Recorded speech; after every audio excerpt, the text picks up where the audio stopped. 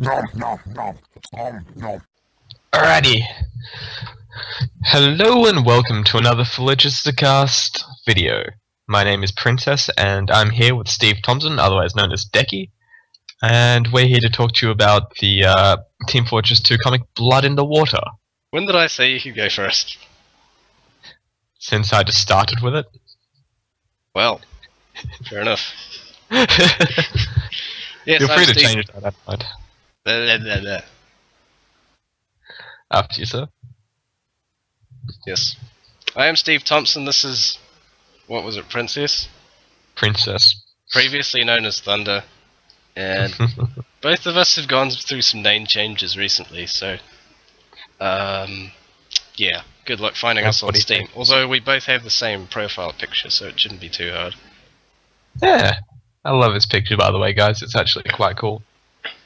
What, my picture? Indeed. It's just a mask. Yellow. And? Alright. And? Yeah, like you said, we're here to talk about Blood in the Water, which is the latest TF2 comic.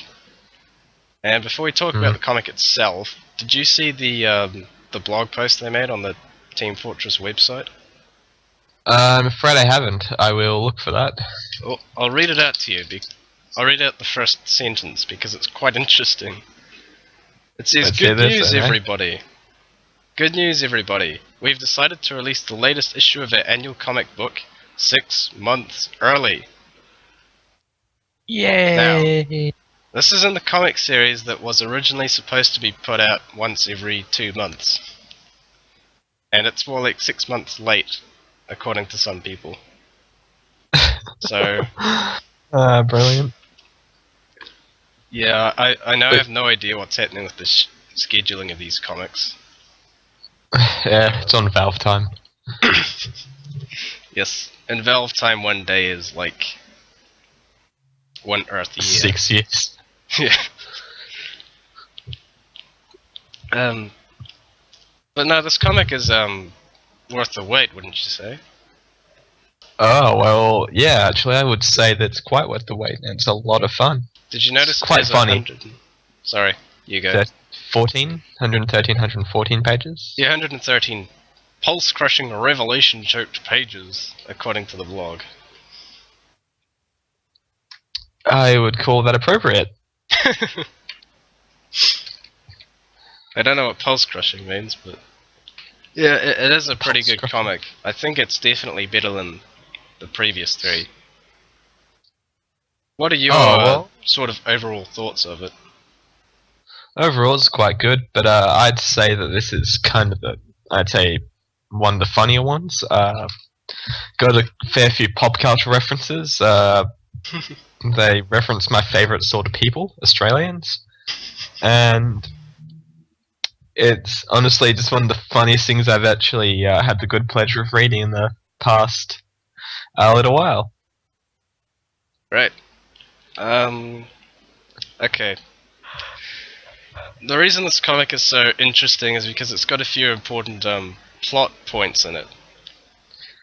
Indeed. Plot.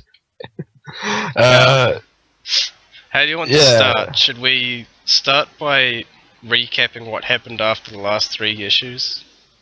I will allow you to do that, because your memory is clearly better than mine. Okay. Basically... well, issue 1 was issue 1. Not that much happened. Basically, the Mercs all got fired, and then they got brought back together for some secret mission 6 months later by the administrator. And we didn't know what that mission was. The Mercs just had to be regrouped. And then Miss Pauling was in charge of doing that, and she got Demo Man and some other guys signed up. In issue 2, Spy and Scat were in jail. They had to get busted out of jail. Issue 2 is generally agreed to be probably the worst in the series so far, just because it's not that well written, if I may say so. It's I was talking about this with iGamer and some other guys. They agree that basically it's a little bit sloppy, that they're not sure that the writers actually knew what they were doing with issue 2. That's the one where it turned out where the entire town was basically lead poisoned, so everyone had severe brain damage, including the soldier. Issue 3 was a bit better. In issue 3 they introduced the Heavy, who is not entirely like his in-game character. Have you seen issue 3, Thunder? I think I have, but I'm not entirely sure, to be honest. It was a while ago now. Yeah, would have been 6 months, I think. Yeah, about that. Yeah, issue 3 paints the Heavy as being a lot more intelligent than he appears in the actual game. Although that's the case with a few of the characters. Noticeably Demo Man. Anyway, at the end of issue 3 what we got was that the reason the Mercs had been asked to go on a secret mission was to find Australium caches, and for some reason the administrator wanted as much Australium as she could get her hands on. And at that point all the Mercs were accounted for except for the engineer. We still have no idea where the engineer is. The medic had defected to the enemy team. That is the team from Team Fortress Classic, the precursor game. So instead of the blue team, they've got Mercs from 18 years ago, I think. Yep. And they're going against the modern day red team. The modern day red team, sir. Quite a scary proposition. Now in issue 4, it introduces, well, it doesn't introduce new characters, but it does seem to have a bit of character kind of development, well, by TF2 standards. So, okay, I'll just go through it. Basically, in issue 4, everyone's sort of separated again into teams. Miss Pauling and the Demo Man are trying to track down Sniper, and I'll get back to that one later. Soldier and Spy are trying to hijack a submarine, for reasons which aren't immediately obvious. Soldier is engaged to Jana, who is Heavy's sister, one of his sisters, who was introduced in issue 3. She's the funniest character. Yeah. She fits Soldier surprisingly well, didn't you think? I believe she does. It's actually, yeah. Soldier does his trademark neck snap, and Jana helps him out with it, so it's like a double happy pre-marriage neck snap. Yeah. We now pronounce you Man and Death. Yes. What else? Oh, Scout and Heavy are in Australia itself. Sorry, I just read. I'm looking over the comic as we're talking, and I just choked on something I just read. Let's just say the soldier isn't the sort of guy you'd go to for advice on jewelry. Indeed not. But yes, go on. Well, I was just saying, Scout and Heavy have teamed up, and they're in Australia. I think the original idea was to look for Australium, but then it turns out there is none. But what they do find is Saxton Hale and his friend Margie, who are sort of hiding inside Ayers Rock itself. It's a bit complicated. And they basically stay there for the rest of the comic. They're not seen again. Yeah, it's kind of sad about that. Yeah, meanwhile, the rest of the team with their submarine, they go into the ocean, which I guess is what a submarine is for, and they go to New Zealand. Yes. And this is why this is such an interesting comic for me, because New Zealand actually has significance now. Yeah, I'd say that it's quite a revelation. Yes. Would you like to take it from here, Mr. Princess? Well... Crap. So where are we up to? My mind just went completely blank. They're all going to New Zealand. Oh yes, they were going to New Zealand, and, well... New Zealand in this universe is quite different to New Zealand in other universes. Because Should we do spoilers? We're gonna discuss this. This is pretty much the main point of the show. Fair call. I And just it's wanted not to... really a spoiler if the comic is already out. Fair call. Well, New Zealand is a bit like Atlantis, as in it is a lost city underwater in a giant dome. Yes. So And in the comic, Okay. New Zealand is a lot like Atlantis, or Rapture from Bioshock, or Mari Nui from Bionicle. Ever since the Atlantis myth became a sort of popular thing, there's been a lot of, lost underwater cities coming into popular culture. Mhm. Yeah. You continue. Alrighty, well, what do you think you'd find in a lost city? Cookies? Chocolate? Yeah, no. We find the sniper's dad. Mm-hmm. And according to the administrator, it is the, I quote, the lost bloody land of New Zealand is where he is from. And along with the last Australian cache, that it turns out that the sniper is truly a kiwi. Yes. Or a kiwi This by is- birth. I think for us, this is the most significant point in the whole comic. The sniper is not Australian, he's a New Zealander. We spent about 2 minutes on Steam just doing escalating flips. Table, world, universe. It was quite amusing. It was extraordinary. And But, now it's coming on to our YouTube podcast. and now flip that as well. Flips YouTube. Yeah, flip everything. Oh. Basically, in New Zealand, well... Do you want to talk about real New Zealand first, or comic New Zealand? I think we'll go with real New Zealand first, so we've got a sense of it. Okay. In real life, New Zealand, and I know this because I live there, is not actually underwater. It's just mostly underwater. Mostly underwater. Yeah, New Zealand is technically a continent, but it's a quite young and thin continent, and for geology reasons, that means it's mostly submerged underwater. It's vaguely close to Australia, about 800 miles off the east coast.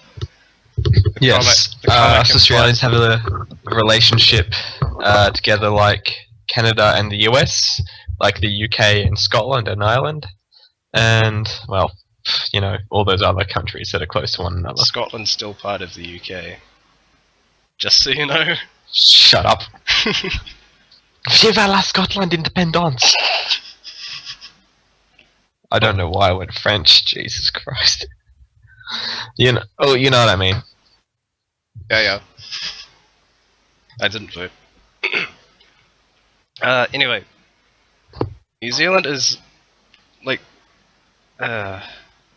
is New Zealand still considered a sort of joke country overseas? Well, let's think about New Zealand. What are you known for? Shagging sheep and cheese. And hobbits. And, of course, being the place where the hobbits come from. Yeah. In fact, Yeah. in this comic, all the people from New Zealand have hobbity names. The sniper's real name is Mundi. Mundi. It's a hyphen. Ah. M-U-N-D-E-E.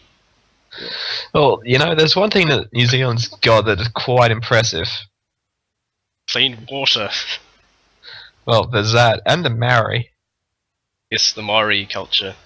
Yeah, like a warrior tribe. It's quite impressive. But anyway, we are getting away from the They're not point. aren't tribes, we? they're chieftains. Oh, the chieftains? Yeah. Huh. My bad. But they never Uh, developed their own writing, so... Ah, okay. Yeah. Well, okay. On to, I suppose, in-game New Zealand. Yeah. So in the comic, it turns out New Zealand 40 years ago was sunk beneath the ocean on purpose by Sniper's dad. He was sort of the chief engineer at the time, and New Zealand having a chief engineer is itself quite impressive, but he actually managed to get the whole country inside a glass dome and sink it to the bottom of the Tasman Sea, The comic isn't entirely accurate because, first of all, you can't fit a dome around New Zealand because it's not circular. The country itself is quite elongated, so most of that dome would just be covering ocean floor and it would be a waste of space. You know, I think the whole thing here is a bit of a waste, but you know. Um, Wow, says Okay. the Australian. yeah, it says the one, everything in my country is trying to kill me. I don't need a dome. They are my dome. But Also, anyway. the comic implies that New Zealand and Australia are only 1 mile apart rather than 800 miles. Yeah, what's 799 miles between friends? Lol. Shh. Quiet. I know. Like I said, all the New Zealand people have hobbit-like names. Yeah. And Sniper's dad's name is Bill Bell, I believe. Bilbo, yeah. Does that ring any Bilbos for you? I mean bells? Wow, it was terrible. Jesus Christ, Tom. Why did the spy cross the road? To crab walk to the other side? He didn't. He never really was on your side. God damn it. Do you want to keep I going? have I've to- got tons of these. I have to put up with this on a daily basis, guys. I'd be lying if I said I didn't enjoy it. It's fun. After all this time, we're still friends on Facebook. Yeah, Alright. somehow. Let's get back on topic, shall we? Oh yes, back on topic. Okay, so they get to New Zealand.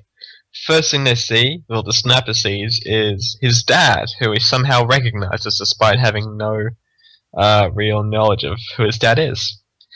And right from the start, if you're familiar with Superman, pardon me, and Jor-El, you will immediately think of that. Yeah. And There's a hilarious Superman parody involving a rocket and Sniper yeah, and his parents, yeah, who are it's just who are at that point the only New Zealander still alive. Sorry. yeah, allegedly. Well, in this case, the New Zealand government actually listens to this maniac, and he says that they move under the sea, and everything that was meant to happen, you know, the world being covered in lava or whatever, like making only underwater livable, didn't happen, and now New Zealand is broke. And what he wants to do is go into space. And they all hate living underwater, unfortunately. And, well, they are literally broke. They have no resources left. Until, well, they managed to accidentally get a child into the rocket. And that child is the sniper, because they want to go to space. But, obviously, the ship crash lands. And I may have gone completely off topic there. I think my brain kind of died. But anyway, basically, I'm good at cool. Basically, they completely parody the Superman thing, except instead of, you know, him being placed into the ship, he kind of just crawls in there. Yeah, he just snuck into it while his parents were fighting. It's hilarious. Yeah. It's just looking at that comic right now, it's just kind of awkward, really. Because I think, oh, okay, the ship's starting, and yeah, it's just, Jesus Christ, it's ridiculous. it's a good kind of ridiculous, though. Yeah, you just have to read it. And then, I know. Yeah, Huh? the sniper, or Mundy as he's called, his rocket actually goes through the dome protecting New Zealand. So water starts flooding in. And then by the time Sniper returns in the submarine as an adult, everyone in New Zealand is dead except for his parents. Which means Yeah. not only is he a New Zealander, he single-handedly killed everyone in New Zealand except 2 people. Well, I'm gonna argue it's not his fault, because it wasn't his, like, he It just wasn't saw his something rocket. shiny. Well, it's not just it wasn't his rocket, it wasn't something shiny. Ooh. Okay. So Yeah, yeah, I but don't think yeah. we need to discuss the plot anymore. So No. basically from that point, stuff happens with rockets and submarines, and some people get shot. The Team Fortress Classic team plus Red Medic shows up right at the end. Yes, that is what happens. Yes. And it leaves a big Uh, cliffhanger for issue 5, which hopefully we will see sometime this year. yeah, in 2 months if we're lucky. Yeah. Yeah, honestly, I have no idea. it's just it's quite an interesting thing. Except the MacGuffin that they had is kind of in space The government. with a lot of wine. Oh, I know what you mean. MacGuffin, like the thing they're after. Yeah. Yeah. And yeah. And Saxy in the story is hilarious. Yes. Saxton has a fantastic quote, which... do you want to read it out? Allow me to get to it. This quote is, I believe, about the spy, if we're thinking of the same one. Oh, the spy. Sorry, not spy, about the scout. Ah. Yeah. Okay. Well, actually, it's his wife, I think, who looks a lot like Bindi Irwin. Or her mother, whichever one it is. She does, It's- actually. Yeah, it's some sort of tiny little full-grown man. And she's Oh. referring to the scout. Yeah. There's also another one which I'm trying to get. Yes. Sax, what about this thing? Talking about the scout. Leave it. It makes me sad just looking at it. Yeah. Oh, Sax, shh, I think it knows what we're saying. And Yeah, the scout just Saxton- says, what's Saxton wrong can't with you?" remember who the scout is or the fact that he's hired him. Yeah. It's absurd, but it's fantastic. Yeah. This is a really, really funny comic. Yeah. Actually, I was laughing most of the way through this, and I don't laugh easy. Well, that's a lie. But these quotes are amazing. Oh my god, it's just a tiny child. I'm so sorry, little boy. Oh, baby, Max, he'll grow up soft. Or while Saxy is in the background, shirtless, completely ripped. He's always shirtless. I'm happy about that. I mean, what? But yeah, it's all fairly, it's fantastic, is what I'd say. So if you haven't gone and seen it, go and see it, go and read it now. It's Yeah, a lot we'll of put fun. a link in the video description so you can enjoy it. Good. Good. Anyway, anything else we should discuss while we're here? Let's talk more about how Australia and New Zealand are different places. Well, for one thing, there's the accents. My accent is infinitely better than his Kiwi accent. No, my accent got me this job. Really? Well, kind of. Well, no, but yes. We're bigger. We are not known as the little guy in the form of our two countries. How do you think of Australia's portrayal in the comics? I think it's about accurate, except there's unfortunately a lack of things trying to kill them while they're at Ayers Rock. There should have at least been a spider mini-boss. Just kidding. It's quite right. good, I think. I was thinking more of the earlier comics, like, there's one called Loose Cannon, which is basically about the engineer trying to fix some life extender machines. Mhm. And the administrator's great-grandmother or something like that is involved, because it's set in the 1800s. How old is the engineer? Oh, not the engineer, his granddad. Oh, Sorry. Well, the modern engineer's in it too. It's one of those comics that's set in sort of two different times. yeah. Anyway, basically what we get out of that is that Australia is... Oh, I'll go to the wiki because there's a great quote. Yep. Okay. Yep. Sorry Could you about give me this. a link? link to it, please? I just checked for a second there. Well, do you know what Australium is? Australium, it's gold. It's not gold though. Okay. What is it? It's chemically exactly the same as gold, it's just Australian.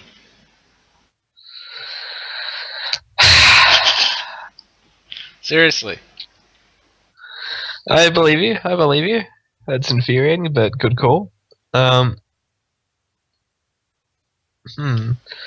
you reckon in the next issue they'll what do you think will happen next issue? We'll do that before we discuss. I think New Zealand will gain much more significance. And it will turn out that Saxton Hale is actually from Ireland. Maybe his forefathers were, but definitely not him. Or else. Yeah.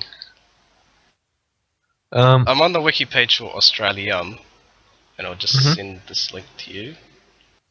Every one of mankind's innovations now comes from the lager pickled brain of an Australian, because of Australium. That's a quote from the comic, loose cannon. Yeah. And basically there's a whole spiel about how Australians are just complete morons, who are permanently drunk, but then when they discovered Australium, they became sort of the main technological power in the world. Advances in technology included cloaking devices, teleporters, and the entire spectrum of the moustache sciences. Yes, moustache sciences, because that's the thing. Yeah. In the Yes. comic, it's implied that Australians have to grow moustaches and Australia-shaped chest hair. Well, considering I have a friend who looks like a pedophile when he has a mustache, I can say safely that we'd have to, but some of us shave them off other people. We're monsters. I'd also like to point out, of the two people you're now listening to, I'm the one with the moustache. So these Yeah. comics, in case you didn't realize, aren't actually accurate to real life.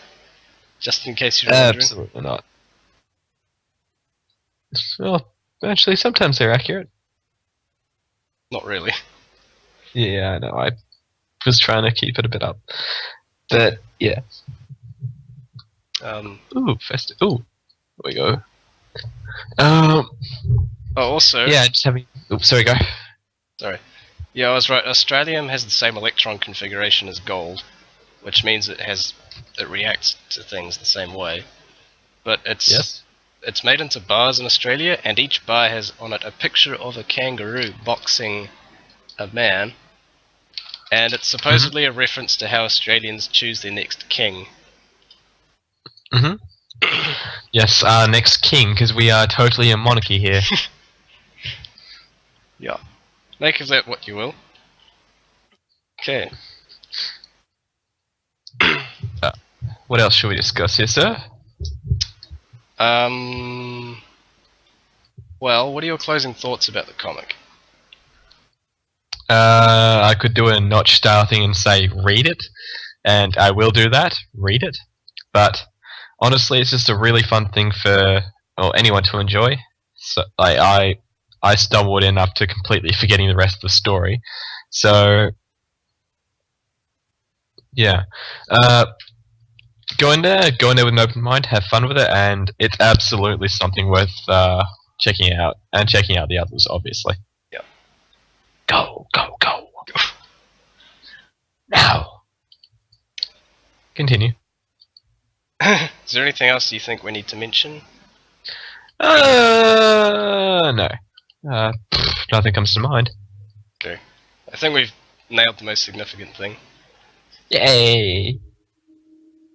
Which, Yes. I shall say, what is Sniper not anymore? Sorry? What is Sniper not? He is Australian. He was raised and lived in Australia for most of his life. But he was born in New Zealand.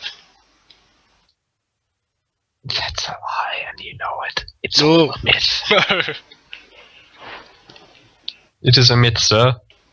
It is entirely a myth. The thing is, I was questioning whether this comic was like official canon, but on the wiki it does say now Sniper was born in New Zealand. That's depressing. Like, if you go to his wiki article, it's the first sentence says, "Hailing from the lost land of New Zealand." Oh god. That makes me sad. Sorry. But you've still got Saxton, who is not a playable class, so... That's okay. It could be worse. I could have the headless and the what's his name? The horseman? Oh, he's got a long, confusing name. Yes, pumpkin guy. Pumpkin guy with a massive axe. Yes. That's exactly what I'm talking about. He is the horseless, But, yes. headless horseman. So he's a horseman without a head or a horse. Good. Does that make sense? Yes, absolutely. Probably. Also, it's man with two ends, because that pun is quite common in this game.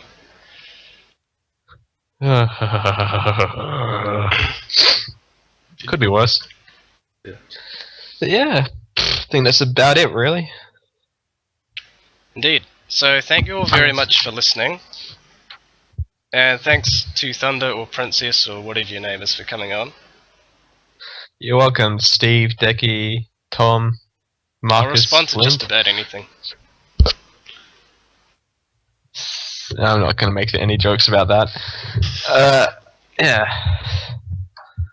I should Alrighty, make have a good myself one and all. hobbit. Sorry. That's okay. Make yourself a hobbit, yes, do it. But yeah, ladies and gentlemen, it's been a pleasure serving you today. I am your friendly neighborhood whatever, and we'll see you next time on the next Phlogicast. Au revoir. Goodbye.